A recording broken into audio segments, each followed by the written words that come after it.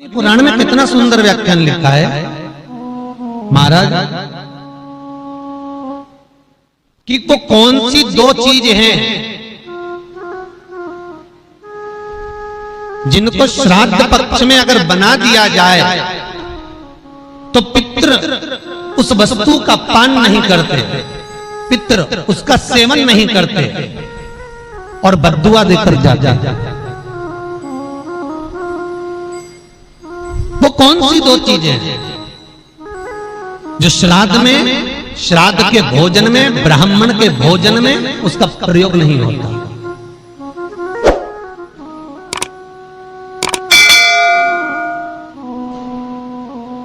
महाराज अग्नि पुराण, पद्म पुराण और गरुड़ पुराण तीनों में ये लेख मिल जाएगा। बड़े प्रेम से पढ़ेंगे तो मनुस्मृति में भी मिल जाएगा। एक कुम्हड़ा,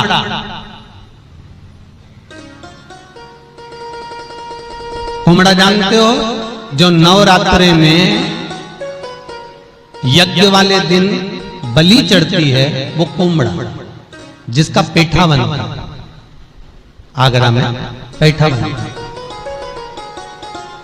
अगर उस पेठे को या उस कुम्हड़े की सब्जी को श्राद्ध के भोजन में रख दिया जाता है तो पितर 7 घर की दूरी से ही भाग जाते हैं महाराज, प्रवेश नहीं करते।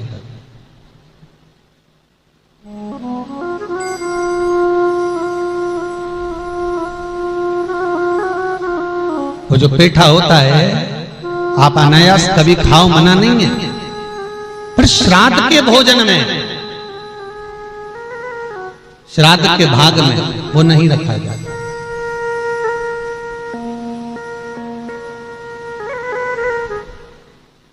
श्राद्ध के भाग में वो समर्पित नहीं होता। कितना सुंदर व्याख्यान है महाराज। गर्ग संहिता तो यहां तक कहती है कि अगर ब्राह्मण भोजन करने के लिए बैठे, श्राद्ध का भोजन अगर ब्राह्मण कर रहा है, तिथि का भोजन यदि ब्राह्मण कर रहा है तो 2 चीजें और ना रखें। एक नमक थोड़ी दूरी पर रखें, एक अचार थोड़ी दूरी पर रखें। अचार और नमक भी ब्राह्मण की थाली में ना रखा जाए। कटोरी अलग से सजा कर रख दो, आप अलग से आप रख दीजिए, वो लेना होगा तो ले लेगा, पर जिसका तुम संकल्प ले रहे हो, जिस पर तुम पानी फेर रहे हो, जिस थाली को ब्राह्मण के सम्मुख में लेकर जा रहे हो, उसका भान होना चाहिए, उसका स्मरण होना।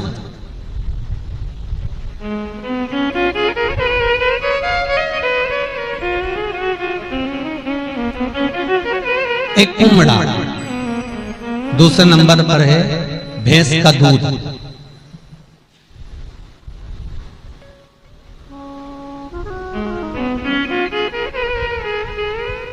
यमराज पाड़े पर बैठता है, देवी भागवत का स्मरण करिएगा कभी। यमराज पाड़े पर बैठता है, भैंसे पर, और जब पितृलोक से पितरों को लेकर जाया जाता है, पितरों के देवता आर्यमा स्वामी जब कौवे पर पितरों को बिठाकर दरवाजे पर लेकर जाते हैं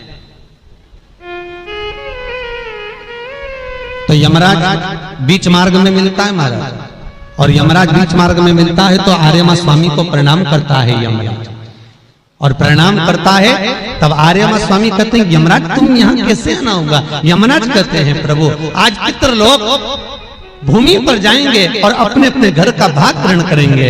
मेरा निवेदन केवल इतना सा है, अगर पृथ्वी पर जाकर ये जिस पाड़े पर मैं बैठता हूं, जिस भैंसे पर मैं बैठता हूं, इसी की कुल की माता अगर भैंस का दूध का अगर पान कर कर आएंगे तो उनको त्राण भोगना पड़ेगा। इसलिए इन पितरों से कह दिया जाए कि मृत्यु लोक में जाए तो भैंस के दूध की बनी हुई सामग्री का पान न करें। कितना सुंदर व्याख्यान श्राद्ध पक्ष में वर्णन किया गया है कि केवल गौ माता के दूध से अगर आप खीर बना सकते हो तो वो पवाई। यहां तक कहा गया बाजार से मावे की मिठाई लाकर भी श्राद्ध की थाली में न रखिए, घर में हलवा बना लो, सीरा बना लो, बन सके खोपरा पाक बना लो, और बन सके गुलाब जामुन आदि जो सामग्री बनाना है आपको, तो वो घर के मावे को सिद्ध कर कर ही बनाई जाए। नहीं तो बेसन की चक्की बना लो, इमरती बना लो, और उसका प्रमाण हमारे यहाँ एक एक चीज का वर्णन किया। पितरों की पूजन में लंबी बत्ती का प्रमाण है। पितरों को कभी गोल बत्ती नहीं लगती। आप मटके के पास में, परिंदे के पास में, जल के पात्र के पास में कोई भी अगर दिया लगाएंगे तो वहां गोल बत्ती रखकर लगाएंगे तो घर में लक्ष्मी नहीं टिकेगी। कई लोग कहते हैं कि परिंदे के पास, मटके के पास में, पानी के स्रोत के पास में जहां जल भरते हैं, हंडा रखते हैं, टंकी रखते हैं, वहां पर मटके के पास बत्ती लगाओ, दिया लगाओ, पितर शांत रहेंगे। तो पितरों को शांत करो, मना नहीं है, पर दिया लगाने का नियम है कि पितरों को अगर आप दिया लगा रही हो मटके के पास, परिंदे के पास, या अमावस्या के दिन पितरों के लिए अगर दीप लगा रही हो तो गोल बत्ती अगर लगाओगी तो कार्य कभी सफल नहीं होगा। घर में लक्ष्मी नहीं टिकेगी, संपदा नहीं रहेगी, घर में कोई ना कोई बीमार पड़ा ही रहेगा। धन आएगा जाएगा, टिकेगा नहीं। इसलिए पितरों के लिए अगर दिया लगाना है, पूर्वजों के लिए दिया लगाना है, पितरों के लिए अगर दीप लगाना है तो लंबी बत्ती लगाइए, लंबी बत्ती। महाराज लंबी बत्ती का प्रमाण हमारे यहां शास्त्र का गोल बत्ती का प्रमाण। दिए में जो फूल बत्ती लगती है, गोल बत्ती लगती है, गोल वाली, ये बत्ती हमेशा कोई विष्णु भगवान की पूजन कर रहे हो, शिव जी की पूजन कर रहे हो, कोई अन्य देवता का अगर आप स्मरण कर रहे हो तो गोल बत्ती लगाई जाती है। भगवान के मंदिर में पूजन कर रहे हो तो गोल बत्ती लगाएं। लंबी बत्ती, लंबी वाली जो बत्ती होती है लक्ष्मी की पूजन में, देवी पूजन में, जितनी भी माताओं की आप पूजन करोगे, जितनी भी देवियों का आप स्मरण करोगे, उसमें लंबी बत्ती का प्रमाण। और सुंदर चरित्र कहा, यदि आपके जीवन में बहुत ज्यादा लक्ष्मी से तकलीफ है, कष्ट बहुत ज्यादा है, या संबंध खराब हो रहे हैं, बहू और बेटों के संबंध खराब हो रहे हैं, अदालत में बात चली गई कि लड़की और लड़के का तलाक होने वाला है, बहू अपने घर जाकर बैठ गई, आने को तैयार नहीं है, जमाई अपने घर रह गया, लड़की को लाने को तैयार नहीं है, सास बहू में आपस में तनमन चल रही है, प्रेम बिल्कुल नहीं है, या लक्ष्मी आती ही नहीं, बहुत कष्ट है, जमीन जायदाद पड़ी बिक नहीं रही, तो एक काम करना, इतना दुख अगर आपके जीवन में है तो कार्तिक के महीने तक रुको, और कार्तिक का महीना आए, त्रयोदशी तिथि आए, कोई सा भी हो, सोमवार, रविवार, मंगल, बुध, कोई सी भी त्रयोदशी, प्रदोष, कोई सी भी प्रदोष तिथि आए, उस दिन तुलसी की लकड़ी, पहले से तुलसी आपके घर में अगर सूखी हो, तुलसी सूख गई हो, तो उसकी जो लकड़ी होती है, उस लकड़ी का 7 लकड़ी का बंडल बनाकर दीप बना लो। लकड़ी का दीप मतलब लकड़ी पतली पतली डालियों को लेकर कच्चे सूत से उसको बांध दो, और बांधकर घी में डुबक दो। कार्तिक के महीने में शुक्ल पक्ष की त्रयोदशी तिथि जब आए, प्रदोष का जब व्रत आए, उस दिन भगवान के मंदिर में, शिव मंदिर में नहीं, भगवान किसी भी देवता के मंदिर में, विष्णु के मंदिर में, नारायण के मंदिर में, कृष्ण मंदिर में, राम मंदिर में, किसी भी मंदिर में, मंदिर ना हो तो अपने घर के मंदिर में शाम के समय पर उस तुलसी की लकड़ी का दीप, दिया भरकर उसमें घी डालकर जो दीप प्रकट कर देता है, जला देता है, दीप को प्रज्वलित कर देता है, उसके घर में कभी संपदा की कमी नहीं होती। महाराज विष्णु पुराण में स्पष्ट लिखा है। इसलिए शायद कहा जाता है कि भगवान को सर्वश्रेष्ठ कौन सा चंदन अच्छा लगता है। आपको पहले भी कथा में कहा, आगरा की कथा अगर किसी ने सुनी होगी तो उसमें वर्णन किया है।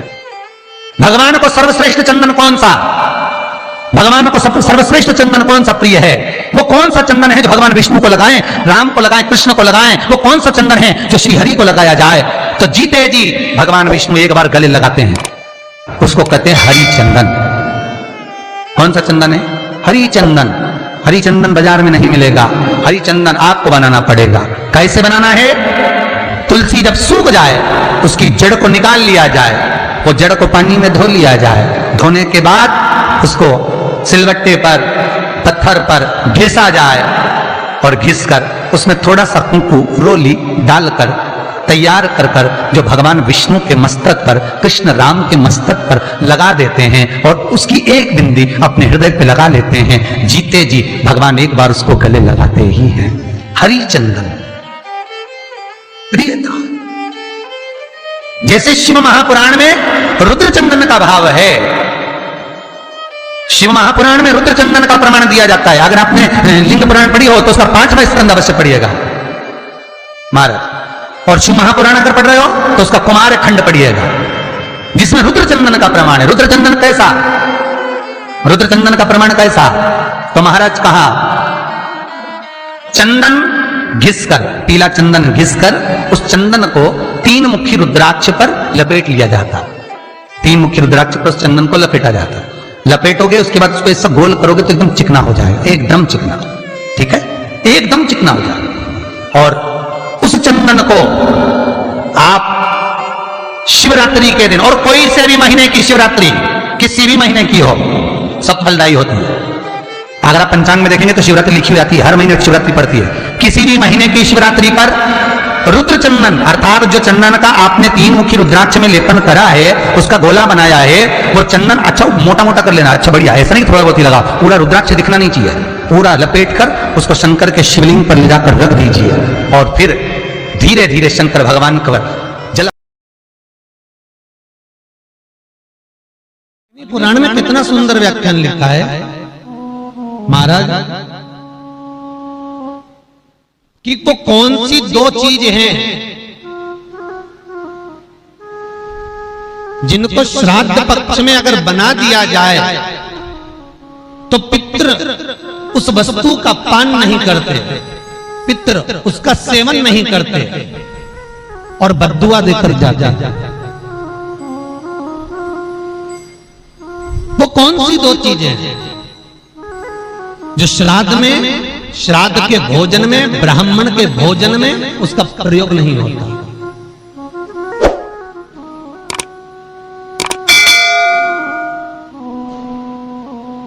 महाराज अग्नि पुराण, पद्म पुराण और गरुड़ पुराण, तीनों में ये लेख मिल जाएगा। बड़े प्रेम से पढ़ेंगे तो मनुस्मृति में भी मिल जाएगा। एक कुमड़ा,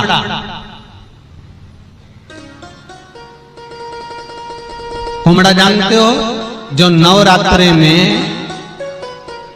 यज्ञ वाले दिन बलि चढ़ती है, वो कुमड़ा जिसका पेठा बनता, आगरा में पेठा बनता।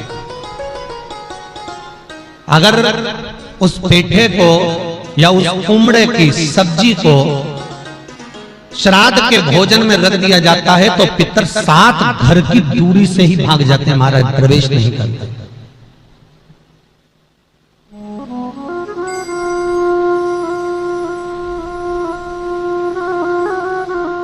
वो जो पेठा होता है आप अनायास कभी खाओ, मना नहीं है, पर श्राद्ध के भोजन में, श्राद्ध के भाग में वो नहीं रखा जाता।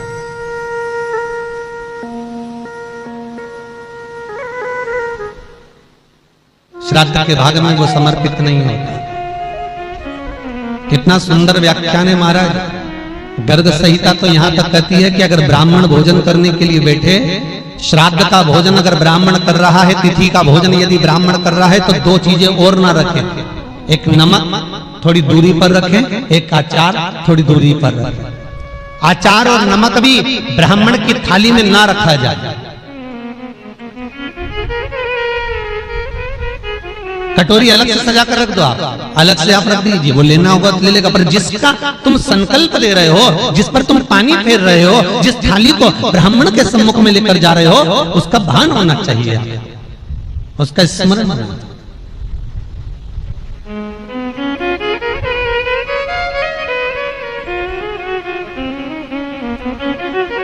एक कुमड़ा, दूसरे नंबर पर है भैंस का दूध।